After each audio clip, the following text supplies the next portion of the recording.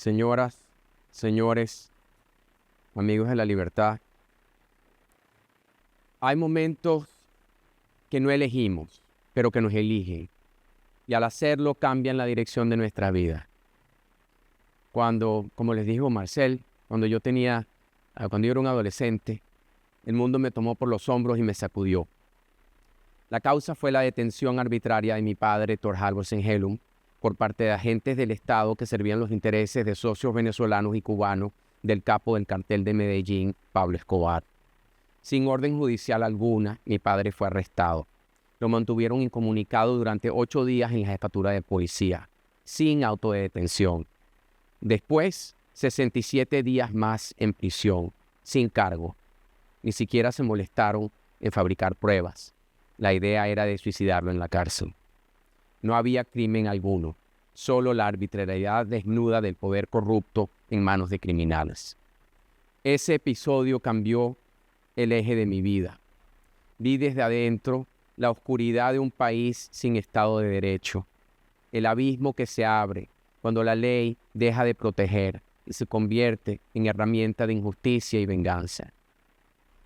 No escogemos el momento histórico en que nacemos, ni las tormentas que nos tocan. Solo podemos escoger cómo reaccionamos ante las cartas que el destino nos reparte. Esa fue mi primera lección de responsabilidad moral. Mi reacción fue convertir la defensa de la libertad en la misión de mi vida. Aún siendo estudiante universitario, comparaba lo vivido con mis lecturas juveniles de textos liberales. Recuerdo reflexionar teóricamente sobre la justicia y la libertad en mis lecturas de la universidad.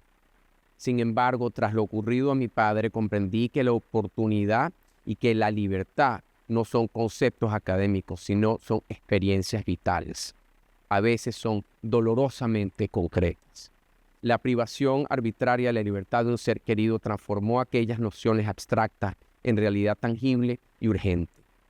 Y aquí deseo compartir algo que nunca he contado públicamente. Permítanme una digresión personal porque cuando mi papá sufrió aquella calamidad, un hombre que no era de nuestra familia decidió pagar mi matrícula en la Universidad de Pensilvania. No me conocía bien, pero creyó en mí. En aquel momento, nada garantizaba que ese gesto tendría sentido. Un país en ruinas, un joven desorientado, una familia golpeada. Fue Marcel Granier quien apostó por el futuro mío cuando el presente parecía perdido. Le he dado las gracias en privado y hoy, en este espacio académico, y desde la perspectiva del tiempo transcurrido, ya no en la relación donante-beneficiario, sino como dos compañeros en la lucha por la libertad de nuestro país, me complace mucho poder hacerlo públicamente. Gracias, Marcel.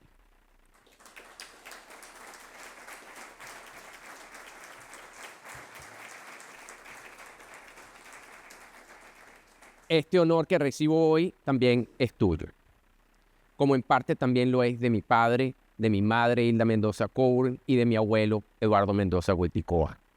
Espero haberlos honrado y haber honrado tu fe con hechos, Marcel, porque nada de lo que he hecho hubiera sido posible sin aquel gesto de confianza, hace ya 32 años.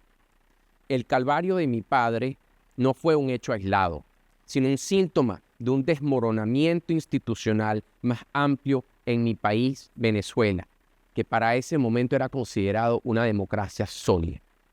Corrupción, impunidad y un sistema judicial destruido. Todo eso preparó el terreno para la llegada de un populista carismático, el coronel Hugo Chávez. Es importante recordar que Chávez ascendió al poder con un discurso y con la promesa de limpiar la corrupción y encarcelar a los culpables de la decadencia nacional. En una sociedad herida por la impunidad, ese mensaje caló hondo. Paradójicamente, el mismo colapso del Estado de Derecho que permitió los abusos sufridos por mi padre abrió paso a una respuesta política autoritaria. Cuando la justicia muere, el deseo de orden, así sea encarnado en un caudillo, seduce a muchos. Venezuela transitó de la corrupción democrática a la concentración de poder en nombre del pueblo. Chávez prometió barrer a los corruptos, terminó barriendo los contrapesos democráticos y encumbrando los propios. Casi 11 años después, en agosto del 2004, la historia volvió a golpear mi puerta y otra tragedia personal me empujó a la acción. Durante una manifestación pacífica en Caracas, los matones de la milicia bolivariana del régimen de Hugo Chávez abrieron fuego y una bala perforó el cuerpo de mi madre. Recuerdo verlo todo en vivo, por televisión. Vi a mi madre sentada, ensangrentada en el pavimento, y sentí que esa bala nos había herido a todos en mi familia. Aquello fue para mí un segundo despertar. Si la experiencia de mi padre me mostró la injusticia, el crimen contra mi madre cimentó mi convicción de responder institucionalmente y fundar una organización de derechos humanos. Un pensamiento me dominaba. La libertad y los derechos están bajo asedio en Venezuela y los grandes grupos internacionales han hecho poco o nada al respecto. Tardará quizás 20 años lograr que nos tomen en serio, le dije. Y es probable que fallemos, pero vale la pena, porque ante todo me es imposible vivir una vida normal, como si esto no me hubiese sucedido, no una, sino 2 veces. Tenía la responsabilidad de actuar y el deber de hacer, porque las circunstancias me habían convertido en testigo y en experto. Y así en abril del 2025, el 12 de abril del 2005, nació la Human Rights Foundation, con la misión de defender a las víctimas de regímenes autoritarios y promover la democracia liberal. Con una pequeñísima oficina en el Empire State Building en Nueva York, fue ahí donde comprendí que el silencio es la antesala de la barbarie. 40 años de represión totalitaria en Cuba, 5 años de tibieza y silencio de organizaciones que debieron alzar la voz contribuyeron a ese momento en Venezuela. Y yo estaba decidido a sonar la alarma, no solamente sobre Cuba y Venezuela, sino también sobre Bolivia, Ecuador y Nicaragua, donde veíamos venir a los aliados autoritarios del malvado Hugo Chávez, arropados e inspirados por la dictadura cubana. Pero, ¿qué significa realmente los derechos humanos? Desde mis años de estudiante me atraían los enciclopedistas, Diderot, Voltaire, D'Alembert. Me atrajo el equilibrio moral de Adam Smith y la racionalidad compasiva de John Stuart Mill. Me enseñaron que la libertad no es un lujo de los prósperos, sino la raíz misma de la dignidad humana. Sin embargo, esos eran autores de biblioteca. Todo cambió cuando la violencia tocó mi casa. Entendí que la libertad no se estudia, se vive, se ejerce y se mantiene ante las amenazas, porque de lo contrario se pierde y se extraña. Recuerdo estar sentado en una tienda de jugos en la Quinta Avenida y la calle 42 en Manhattan, pensando cómo articular lo que son los derechos, cómo recuperar el movimiento de derechos humanos, el de los derechos individuales, que había sido colonizado por definiciones confusas y políticas. Antes de comenzar, conviene plantear qué entendemos por derecho a vivir y de qué manera esa noción ha sido disputada a lo largo de la historia. En términos generales, los teóricos distinguen al menos 2 generaciones de derechos humanos y hay aquellos que llaman de la tercera generación también. Estas distinciones pueden sonar técnicas, pero determinan cómo vivimos y qué esperamos del Estado. Primero, los derechos civiles y políticos, la primera generación. Son las clásicas libertades negativas, producto en su mayoría de la Ilustración. Derechos del individuo que limitan la intervención del Estado. Incluyen el derecho a la vida, a la integridad física, a la libertad personal, de expresión, de prensa, de culto, de asociación, al debido proceso, a la propiedad privada, al voto, etc. Se llaman negativos porque esencialmente requieren que nadie, especialmente el gobierno, los viole. Son una esfera de autonomía donde el individuo es soberano y el papel del Estado es abstenerse de interferir y proteger al ciudadano ante las agresiones. Segundo, los derechos económicos, sociales y culturales, que esos son los derechos llamados de segunda generación. Son llamados libertades positivas o derechos prestacionales. A diferencia de los anteriores, no se refieren a las libertades frente al Estado, sino a beneficios que el Estado u otros actores deben proporcionar. Aquí se incluye el derecho al trabajo, a la educación, a la salud, a la vivienda, a la seguridad social, a un nivel de vida adecuado, entre otras cosas.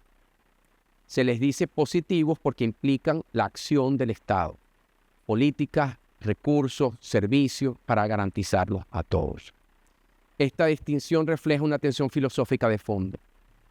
Debemos concebir los derechos humanos principalmente como protecciones de la libertad individual o como garantía de bienestar otorgadas por el Estado. En otras palabras, ¿son derechos a actuar libremente o derechos a recibir algo? En ese entonces me dije a mí mismo, un derecho es un principio moral que define y garantiza la libertad de acción de un individuo en una sociedad. Bajo esta óptica, todos los verdaderos derechos son derechos a emprender acciones libremente, a pensar, a producir, a intercambiar, a expresarse. No derechos a cosas o resultados específicos. En esta concepción liberal clásica, mi libertad impone a los demás solo la obligación de no coartarla. Tengo el derecho a buscar la felicidad, pero no a ser feliz a expensas de otro. Derecho a intentar prosperar, pero no a despojar a alguien más de su riqueza para conseguirlo. Cualquier supuesto derecho que exija a terceros proveer activamente un servicio, educación gratuita, vivienda digna, un salario justo, deja de ser un derecho propiamente dicho y se convierte en un privilegio otorgado irrevocable por la autoridad, a costa del trabajo, tiempo y esfuerzo ajeno. Por supuesto, esta versión y esta visión individualista no niega la importancia social de la educación, de la salud o del empleo, pero enfatiza que no pueden ser considerados derechos innatos del individuo, en el mismo sentido que las libertades fundamentales del son. Garantizar bienes materiales requiere esfuerzos colectivos y políticas públicas, pero no son inalienables, porque su provisión depende de recursos y contexto. Y por eso el artículo 2 del Pacto de Derechos Económicos, Sociales y Culturales establece que son derechos que han de lograrse progresivamente, en la medida en que los recursos lo permitan. En cambio, los derechos civiles y políticos, por su naturaleza, sí son de inmediata exigibilidad.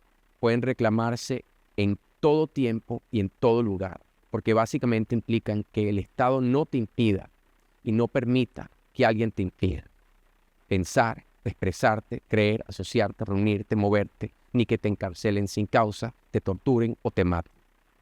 En síntesis, las libertades negativas son condición previa del desarrollo y florecimiento humano, mientras que los llamados derechos positivos son objetos sociales, cuya realización exige medios y contextos. Y además, en la vida real, como se vio en la Unión Soviética, en Cuba o en Venezuela, pueden ser utilizados por gobiernos socialistas como argumento para negar los derechos de primera generación. El resultado son sociedades donde no hay salud, ni hay educación, ni seguridad social, y donde la gente está amordazada de no poder ni quejarse de la inexistencia de estas. Este debate filosófico no es abstracto. Marcó profundamente la creación del principal documento internacional de derechos humanos, la Declaración Universal de los Derechos Humanos adoptada por la ONU en 1948, que me recuerda cosas que dicen acerca de el Santo Imperio Romano, que no era ni Santo Imperio ni Romano. La Declaración Universal de los Derechos Humanos, adoptada por las Naciones Unidas a la vista, luce como una proclamación inspiradora, un ideal común por el que todos los pueblos y naciones deben esforzarse, así reza su preámbulo. Sin embargo, su contenido y contexto revelan que incorpora dos visiones ideológicas opuestas. Durante su redacción chocaron dos bloques. Por un lado, el bloque occidental, Estados Unidos, democracias europeas y algunos países latinoamericanos. Y por el otro lado, la Unión Soviética y sus aliados, apoyados por varios países en Latinoamérica, que sostenían una visión estatista y colectivista. Para estos, los derechos burgueses eran insuficientes sin justicia social. Un delegado soviético replicó que el culto al individualismo de Occidente había llevado a la explotación y que los derechos sociales eran más importantes que las libertades políticas.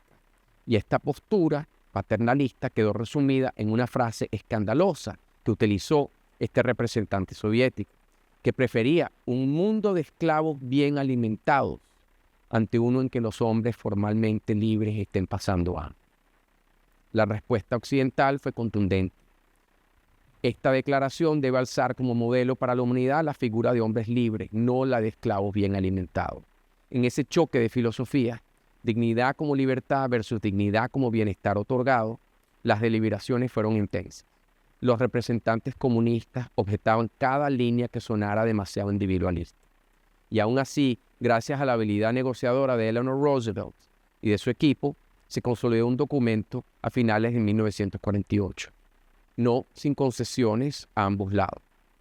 El resultado fue un texto híbrido. La declaración afirma derechos civiles y políticos clásicos del artículo 3 al artículo 21, incluido el derecho a la propiedad individual y colectivamente, algo que ni siquiera aparece después en el Pacto Internacional de Derechos Civiles y Políticos. Pero lamentablemente, ese texto híbrido también incorpora en los artículos 22 al 27 derechos sociales y económicos, trabajo, salario digno, seguridad social, salud, educación e incluso el polémico artículo 25, que proclama el derecho a un nivel de vida adecuado, con asistencia médica y seguro frente a infortunios. Para las delegaciones liberales, ese artículo consagraba derechos que en realidad son metas de la política pública. Loables, sin duda, pero que como universales podrían vaciar de contenido las libertades fundamentales. La ironía histórica es brutal.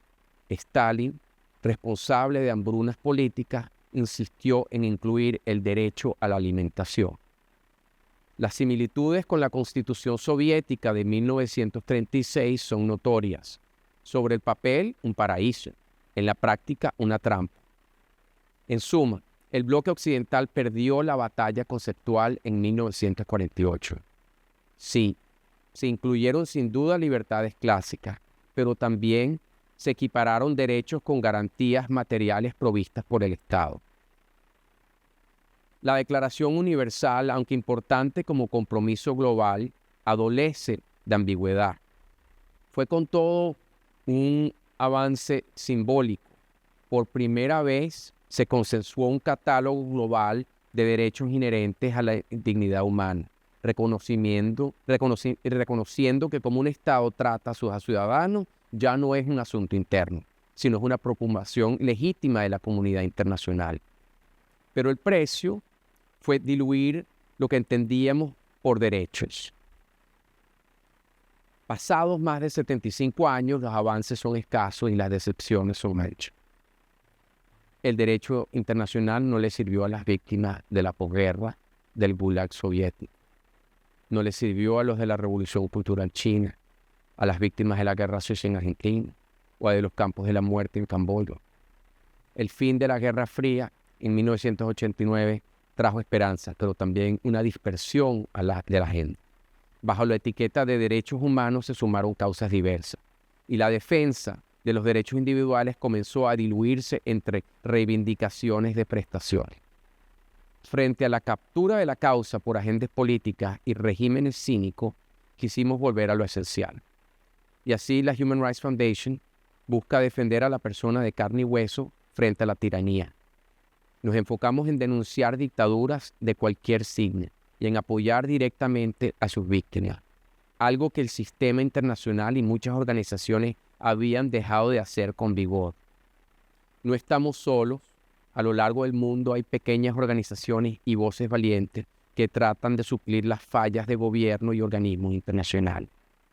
Pero la lucha es desigual y titánica. Y dado que estamos aquí en una universidad, vale la pena explicar el trasfondo ideológico de nuestra misión. En el 2004, un administrador de un instituto me entregó un ensayo breve que yo desconocía. Y en esa tienda de jugos lo leí. Y en sus páginas encontré la destilación de todo lo que yo necesitaba. He leído muchas definiciones de derechos humanos, pero muy pocas tan breves y demoledoras como esta. El derecho a la vida es la fuente de todos los derechos y el derecho de propiedad es su única concreción práctica. Sin derechos de propiedad, ningún otro derecho es posible. Aquí se establece algo esencial. La vida no es un regalo abstracto, sino la libertad de actuar para sostenerla. Y sin la posibilidad de conservar el fruto de nuestro esfuerzo, esa libertad no existe. Otra línea de precisión casi quirúrgica que debería estar grabada en cada constitución reza de la siguiente forma: todo supuesto derecho de un hombre que requiera la violación de los derechos de otro no es ni puede ser un derecho. Ahí termina la confusión entre derechos auténticos y privilegios disfrazados de derecho. Si tu libertad exige la servidumbre de otra persona, eso no es libertad. Eso es lo que es poder. Aquí hay una definición del mismo texto, austera, sin adornos. El concepto de derecho se refiere únicamente a la acción, específicamente a la libertad de acción. Significa libertad frente a la coerción física, la fuerza o la interferencia de otros hombres. No menciona ni bienestar, ni felicidad, ni igualdad. Habla de algo más simple y más profundo, la ausencia de coerción. Esa es la base de toda convivencia civilizada. Y por último, su fundamento filosófico. La fuente de los derechos del hombre no es la ley divina ni la ley del Congreso, sino la ley de la identidad. A es A y el hombre es el hombre. Los derechos son las condiciones de existencia que exige la naturaleza del hombre para su supervivencia adecuada. En síntesis, los derechos no vienen ni del cielo ni del parlamento, sino de la naturaleza racional del ser humano. Estas líneas no las escribió ni un político ni un filósofo académico. Las escribió una escritora rusa que vivía en Nueva York. Se llama Ayn Rand, una mujer que muchos reducen al estereotipo de la novelista del egoísmo. Pero aquí me encontré yo con este ensayo titulado Los derechos del hombre. Y ahí ella formuló una de las defensas seculares más lúcidas de la libertad individual que yo jamás he leído. Y ese texto se convirtió en el fundamento moral y conceptual con el que redacté la misión de la Human Rights Foundation.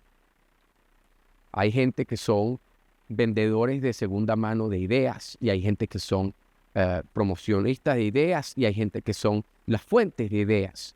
A mí me encanta ser un vendedor de segunda mano de ideas siempre y cuando sean excelentes ideas. Y como tal, haré lo mejor que pueda para vender dichas ideas. A veces le doy ese texto quitándole el nombre del autor a alguna persona que a lo mejor va a trabajar en la fundación y le pido que lo lean. Entonces, agarran el texto y lo meten dentro de su maletín o lo que sea. Yo digo, no, léalo. Pero aquí, sí, aquí. Y dígame qué es lo que, en qué diferimos. Nunca me ha sucedido que alguien diga, yo no estoy de acuerdo con esto ni con esto. Todos me dicen, esto es brillante. Y después le digo, empieza a trabajar y después le digo quién lo escribió. Bueno, ese texto se convirtió en el fundamento moral y conceptual de la Human Rights Foundation. Con el apoyo de un grupo de filántropos que me había apoyado cuando yo estaba al frente de FIRE, una organización que fundé en el 99. Ese grupo confió en mí y me permitió que ese ideal se convirtiera en acción.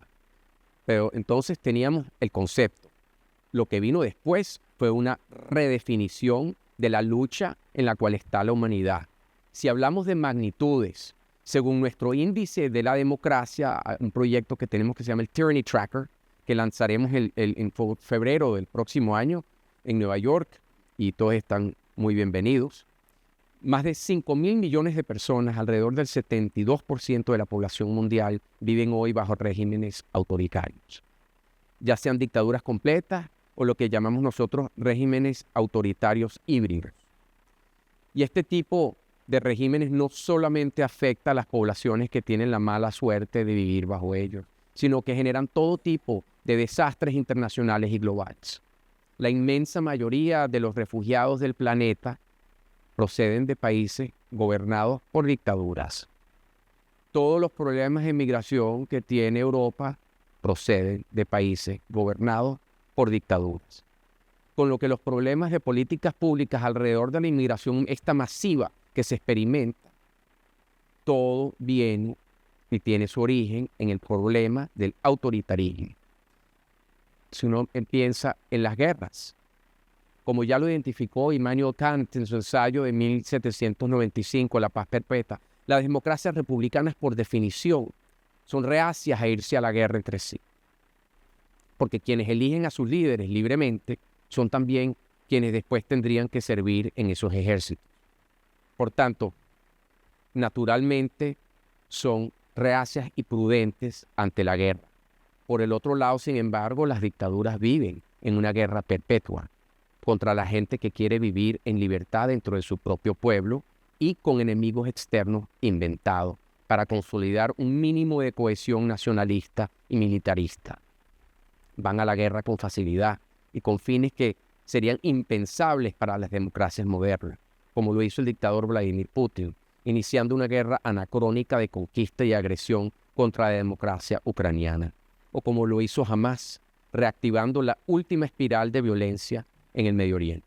Y sin embargo, a pesar de que la evidencia está ahí, a la vista de todos, el tema de refugiados, el tema de guerra, la falta de la prosperidad, la libertad individual, no existe una cruzada global contra el autoritarismo, contra las tiranías políticas, en contra de las dictaduras. Hay campañas, en muchísimas campañas, por el clima, en contra de la pobreza, por la salud pública, pero casi nadie quiere financiar las condiciones de libertad política que maximizaría las chances de garantizarla. Los gobiernos occidentales se arrodillan ante dictadores cuando necesitan su petróleo. Las Naciones Unidas sientan a Cuba y a China en su Consejo de Derechos Humanos. Es un teatro de sombras donde el verdugo preside el criminal. La Human Rights Foundation nace para reanimar esa lucha y reconquistar el lenguaje de los derechos, para usar la narrativa de cada caso y darle rostro humano a la explicación matemática de sufrimiento en un ámbito colonizado por la política. Hoy, 2 décadas después, el mundo usa una palabra incómoda de 5 sílabas y muchas verdades: autoritario. Ya no se habla de dictaduras de izquierda o de derecha, se habla de autócratas y de ciudadanos libres. Eso para nosotros ha sido una victoria semántica, es también una victoria moral. Las batallas por la libertad se miden distinto, no en años, sino en vidas restituidas. El reformador Jacobo Riis, un hombre que fotografió la miseria de los inmigrantes de Nueva York para despertar conciencia, él expresó en una metáfora que siempre me guía. Se expresó de la siguiente manera: él observaba a un cantero golpeando una piedra 100 veces sin que apareciera una grieta, hasta que el golpe 101 y se parte en 2. No fue el último golpe lo que lo hizo, escribe él, sino todos los anteriores. Así es la lucha por la libertad. Cada palabra, cada caso jurídico, cada historia, cada expediente abierto, cada foro público acumula presión hasta que lo imposible ocurre. Permítanme cerrar con una imagen. Una joven norcoreana, sobreviviente de un campo de concentración, leyó en los 2 minutos que se le permitieron ante el Consejo de Derechos Humanos de las Naciones Unidas un poema que escribió entre rejas, que lo tituló "Hay alguien ahí". Tengo miedo. ¿Hay alguien ahí?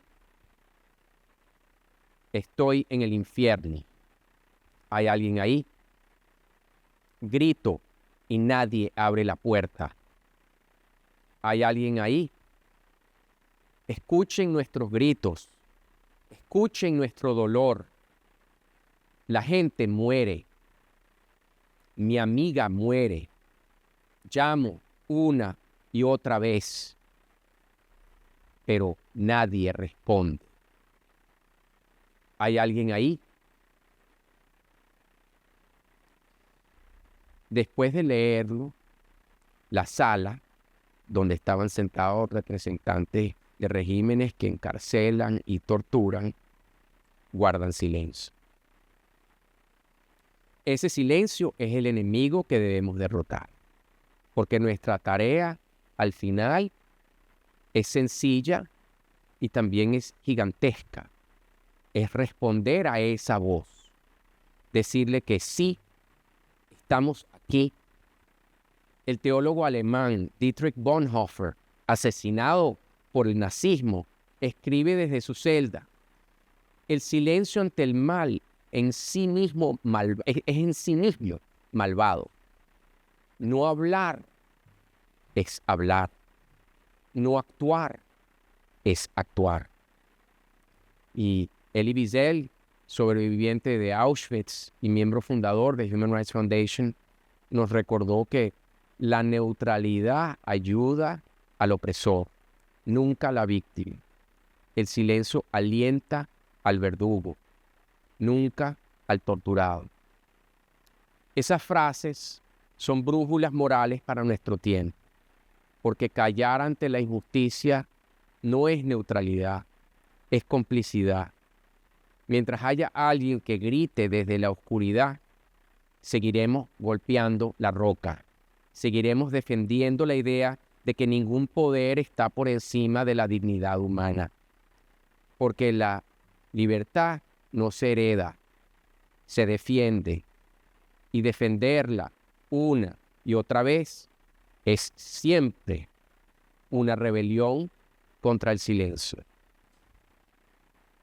Muchas gracias.